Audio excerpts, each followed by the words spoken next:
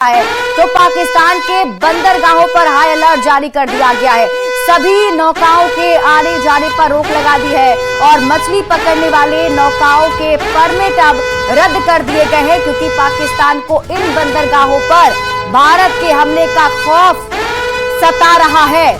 तो बड़ी खबर आपको इस वक्त बता रहे हैं, पाकिस्तान से इस वक्त की बड़ी खबर सामने आ रही है। किस तरीके से तबाही मची हुई पाकिस्तान में, किस तरीके से खौफ का माहौल है कि वहां पीएसएल को रद्द कर दिया गया। पीएसएल मैच खेलने से विदेशी जो खिलाड़ी थे उन्होंने इनकार कर दिया, क्योंकि स्टेडियम को भारी नुकसान पहुंचा। तो पहले पीएसएल मैच रद्द किया गया और अब देखिए पाकिस्तान की तरफ से बंदरगाहों पर हाई अलर्ट जारी किया गया है। पाकिस्तान ने सभी नौकाओं के आने जाने पर रोक लगा दी है।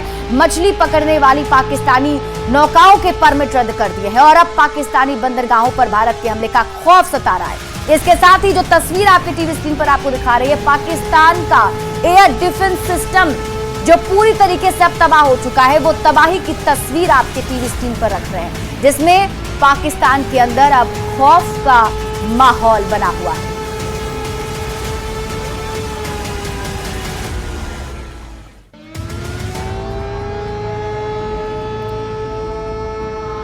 और हमारे साथ रिटायर्ड ब्रिगेडियर प्रवीण कुमार जी जुड़े हुए हैं और उनसे हम जानने की कोशिश करते हैं कि फिलहाल जिस तरीके से जवाबी कार्रवाई की जा रही है भारत की तरफ से, उसका कितना असर पाकिस्तान में। देखिए प्रवीण जी, बहुत बहुत शुक्रिया हमारे साथ जुड़ने के लिए। सबसे पहले तो आप हमें ये समझाएं कि फिलहाल जो स्थिति बनी हुई है, तो ये जो जवाब दिया जा रहा है भारत की तरफ से, उसे किस तरीके से समझा जाए और कितनी मजबूती के साथ भारतीय सेना ने करारा जवाब दिया है पाकिस्तान को।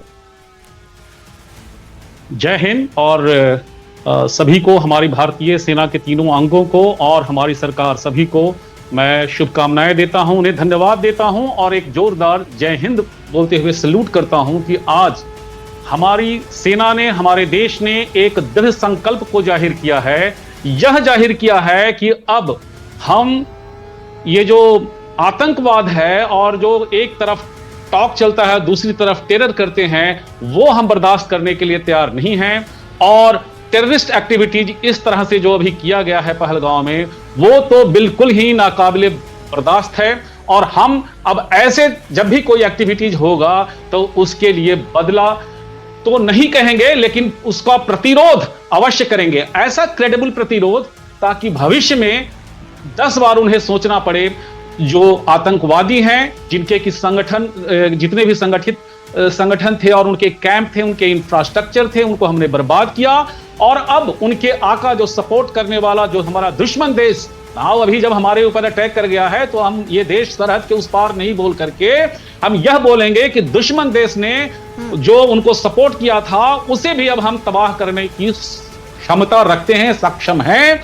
और इसके लिए जैसे ही एस्केलेटरी लैडर में अभी पाकिस्तान ने हमारे कई शहरों पे 15 शहरों का मीडिया रिपोर्ट से ही चलिए प्रवीण जी हमारे साथ आप बने रहिए, आपके पास मैं वापस लौटूंगी। इसी बीच दर्शकों को एक बड़ी खबर बता दें, इस वक्त की बड़ी खबर सामने आ रही है। भारत ने, देखिए बड़ी खबर आपको बता दें, पाकिस्तान से जुड़ी हुई पूर्णिया, किशनगंज और अररिया में भी अब अलर्ट जारी कर दिया गया है। बॉर्डर पर यह अलर्ट जारी किया गया है। बिहार पुलिस भी पूरी तरीके से मुस्तैद है, वाहन और होटल की जांच की जा रही है। संदेहास्पद लोगों पर खास नजर पुलिस की है और खास तौर पर पूर्णिया, किशनगंज और अररिया ये जिले हैं जहां पर हाई अलर्ट पर पुलिस की टीम है। जो संदेहास्पद लोग हैं, संदिग्ध लोग हैं, उन पर खास नजर रखी जा रही है और सभी स्थितियों पर भी नजर बनी हुई है। तो बड़ी खबर आपको बता रहे थे कि बिहार में भी हाई अलर्ट पहले से जारी था और खासतौर पर जो बॉर्डर इलाका है वहां पर अलर्ट अभी भी जारी है। इसके साथ ही हम एक बार फिर चलते हैं, प्रवीण जी हमारे साथ जुड़े हुए हैं।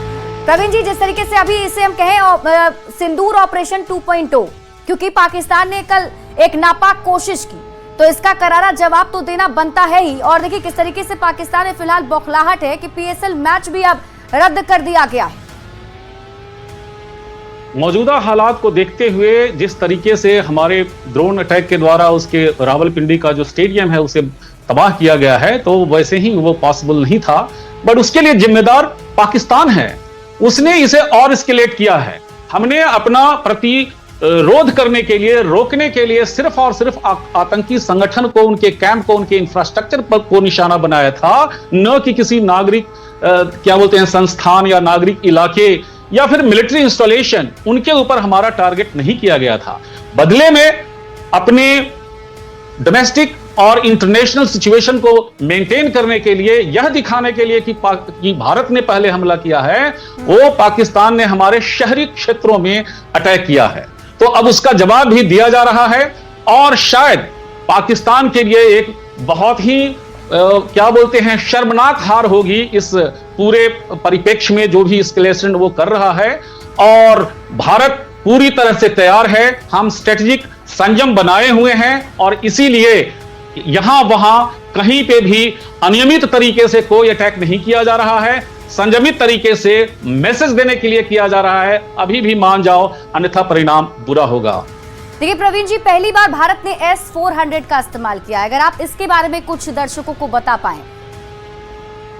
S-400 मैं सिर्फ यही बता सकता हूं, रसिया से लिया हुआ हमारा एक अच्छा एयर डिफेंस सिस्टम है जो सरफेस टू एयर उसको एयर डिफेंस सिस्टम के लिए ये बनाया गया है। बहुत ही इफेक्टिव है और उसका आपने नतीजा देख ही लिया कि आज ये हमारे इस सिस्टम ने पाकिस्तानी मंसूबों को नाकाम कर दिया है। बिल्कुल प्रवीण जी, हमारे साथ आप बने रहिए, आपसे आगे भी ये बातचीत का सिलसिला हम जारी रखेंगे। यहाँ फिलहाल रुक रहे बस एक छोटे से ब्रेक के लिए, जल्द लौटते हैं वापस।